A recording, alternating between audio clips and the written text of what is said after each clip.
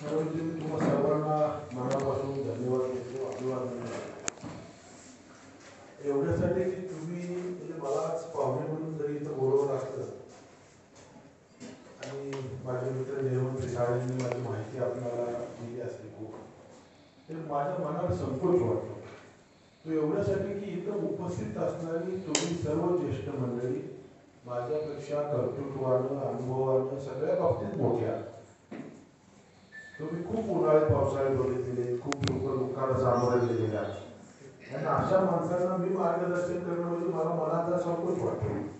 तर बापूंना पाठीमागच्या वेळेला म्हटलं होतं दुसरे कोणाला तरी पाहुणे म्हणून बोलतो, मी ऐकायला येतो. भुईसरावाशी माझं वेगवेगळ्या रिलेशन आहे, अनेक मंडळी चित्रमध्ये परिचयाचे, तर तिथे येण्यात काही संकोच नाही. तर तुम्हाला मार्गदर्शन करायचं म्हणजे मला मनाला जरा संकोच वाटतो, म्हणून मी म्हटलं पाहुणे कोणाला तरी बोलवा, मी ऐकायला येतो नाही म्हणजे तो विचार केला. त्यामुळे मी मला बोलवलं याच्याबद्दल